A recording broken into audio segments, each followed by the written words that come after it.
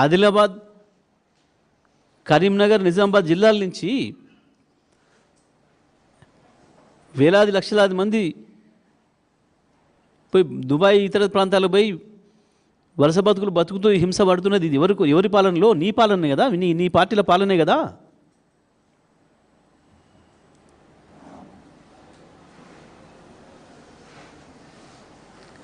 ఎంత సిగ్గులేని మాటలు మాట్లాడుతున్నావు.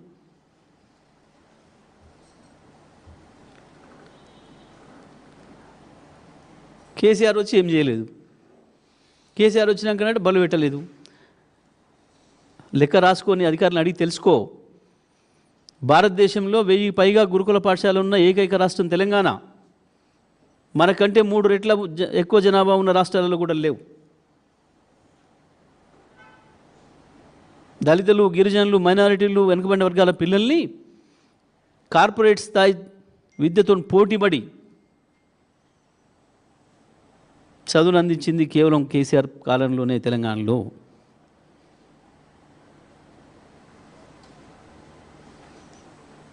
ఒక కొత్త బడి పెట్టినవా? ఈ 2 ఏళ్ల కాలంలో ఒక కొత్త పాఠశాల ఎక్కడైనా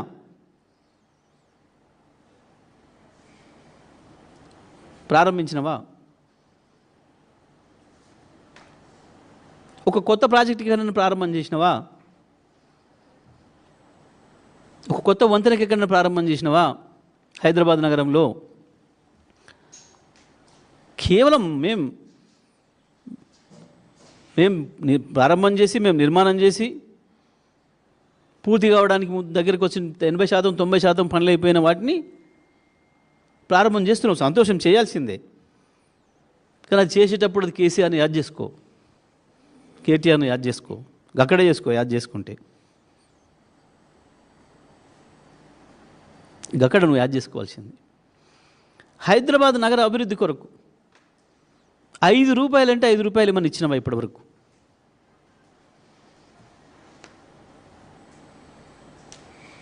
హైదరాబాద్ బ్రాండ్ ఇమేజ్ను ఎవరు నీ తాతలు పెంచినారు.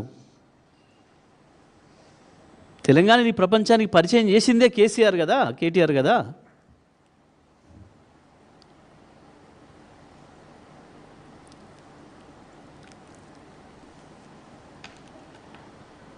నిజమే, తప్పకుండా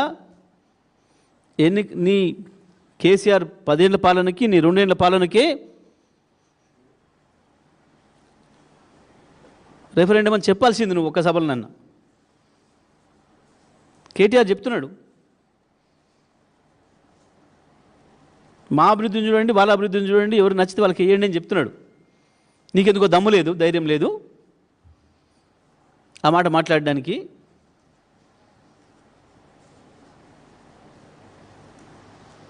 ఇది నేను చేసిన పని, ఇది ఒక్కటి అని చెప్పి చూపించగలుగుతావా?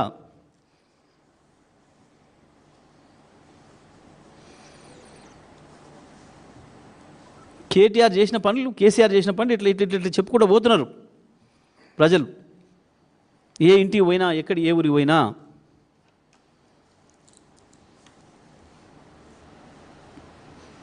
ఇంకా బుద్ధి లేకుండా 24 గంటల కరెంట్ ఇచ్చినట్టు వీళ్ళు హైదరాబాద్కు అందుకనే బ్రాండ్ ఇమేజ్ పెరిగిందంట. నవ్వుకుంటారని సోయినే ఉండాలి కదా. కేసీఆర్ రాకముందు తెలంగాణ ఏముండే, కేసీఆర్ వచ్చిన తర్వాత తెలంగాణ అయింది. చీకట్ల నుంచి వెలుగులోకి ఎట్లా వచ్చింది తెలంగాణ? నిజమే, 2009 నుంచి 4 నుంచి 14 చాలా స్వర్ణయుగం. దేనికి? శ్మశానాలకి.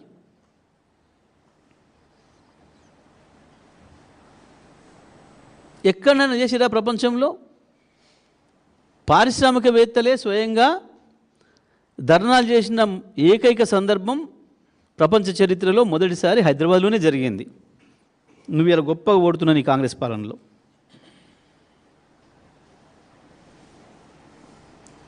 అవాళ నువ్వే మాట్లాడినావు దాని మీద. ఇందిరా పార్క్ దగ్గర మేము నాశనం అయిపోతున్నాం, పరిశ్రమలు మూతపడుతున్నాయి, వేలాది మంది కార్మికులు ఉపాధి కోల్పోతున్నారు, మీరు కరెంట్ ఇవ్వక. వారానికి 3 రోజులు కరెంట్ ఇవ్వకుండా చేసి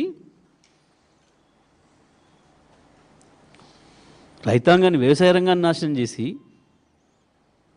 పారిశ్రామిక రంగాన్ని నాశనం చేసి, ప్రజలను వలస బతుకుల పాలు చేసి, ఆకలి చావులకు గురయ్యేటట్టు చేసి, ఎవరి కాలంలో చచ్చిపోయినారు? సిరిసిల్ల చేనేత కార్మికులు, పోచంపల్లి చేనేత కార్మికులు, గద్వాల చేనేత కార్మికులు.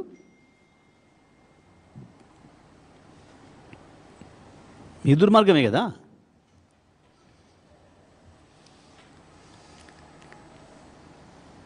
ఇన్నిటికి కారణమై లెక్క తీద్దాం. తెలంగాణ రాష్ట్రం ఏర్పడే నాటికి ఇంకా మూర్ఖత్వానికి పరాకాష్ట. 60,000 మిగులు బడ్జెట్తో ఉందట తెలంగాణ రాష్ట్రం ఏర్పడే నాటికి. నవ్వుకుంటాడు, పిల్లలు కూడా నవ్వుకుంటారు. తెలంగాణ రాష్ట్రం ఏర్పడే నాటికి రాష్ట్ర ప్రభుత్వ ఆదాయమే 60,000 కోట్లు.